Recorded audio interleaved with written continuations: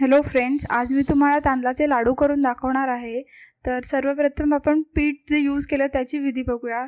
त्यासाठी मी 1 ग्लास तांदूळ गरम पाण्यामध्ये थोडंसं मीठ घालून 1 रात्र भिजवून घेतलेले आहेत। त्यानंतर दुसऱ्या दिवशी मी त्यातलं पाणी काढून ते आता मी पॅनवरती पूर्णपणे भाजून घेणार आहे।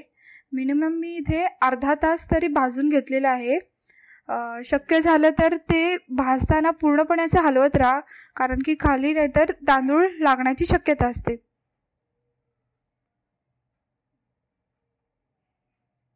याचा हे 10 ते 15 मिनिटांनंतर कलर अशा प्रकारे चेंज झालेला आहे।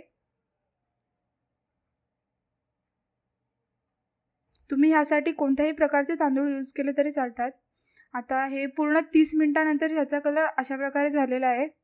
तुम्ही बघू शकता याचा कलर सोनेरी असा झालेला आहे। मी आता गॅस बंद केलेली आहे आणि हे थोडे थंड होऊन दिलेले आहेत। आता मी हे तांदूळ मिक्सरमध्ये बारीक करून घेणार आहे। झालं तर तुम्ही चक्कीतून दळून आणलं तरी चालेल। हा पीठ रव्यापेक्षा बारीक असतो, त्यामुळे मी मिक्सरमधून इथे बारीक केलेला आहे, म्हणून मी आता चाळणीने चाळून घेते आहे। मी अशा प्रकारे थोडा थोडा तांदळाचा हा बारीक पीठ करून घेतलेला आहे पूर्णपणे।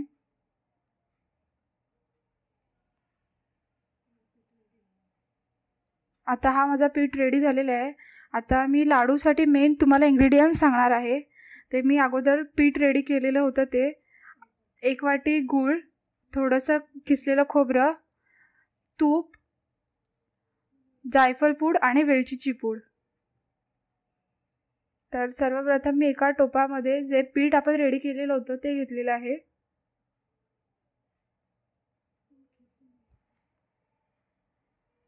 त्यात मी थोडंसं किसलेलं खोबरं टाकलेलं आहे। 1 वाटी मी खोबरा इथे यूज केलेला आहे।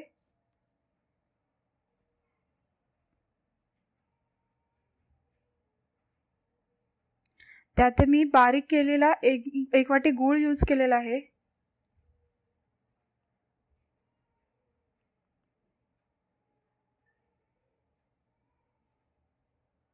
त्यात मी आता जायफळची पूड आणि वेलचीची पूड टाकलेली आहे आणि 1 वाटी तूप।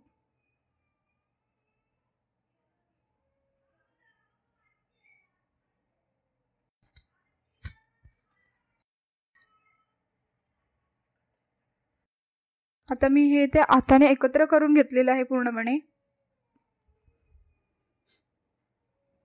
मिनिमम 10 मिनिटं तरी मी हे पूर्ण हाताने एकत्र करून घेते।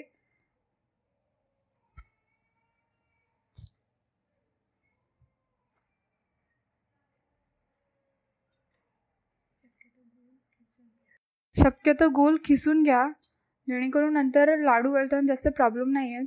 आता मी हे एक 10 मिनिटे तरी थोडंसं गूळ वितळेस्तोवर शिजून घेते याला।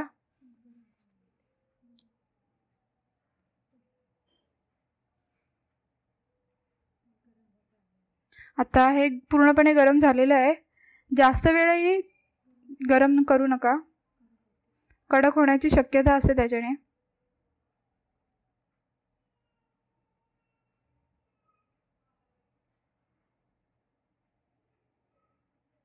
आता गरम असतानाच मी ह्याचे लाडू वळायला घेणार आहे।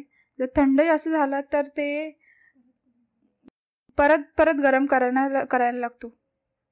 गरम असतानाच म्हणून ह्याचे लाडू वळून घ्या। ह्या लाडूमध्ये मी खोबरा यूज केलेला आहे, त्यामुळे हे जास्त दिवस राहत नाहीत। मिनिमम 10 ते 15 दिवस आरामात राहतात। शक्य झाले तर हे लाडू फ्रीजमध्येच ठेवा। आणि अशा प्रकारे माझे हे तांदळाचे लाडू रेडी झालेले आहेत। तुम्हाला माझी ही जर व्हिडिओ आवडली असेल तर प्लीज लाईक करा आणि सबस्क्राईब करा। आणि तुम्हाला काही डाऊट्स असतील तर ते तुम्ही कमेंटमध्ये विचारू शकता। आणि माझी व्हिडिओ बघितल्याबद्दल थँक्यू।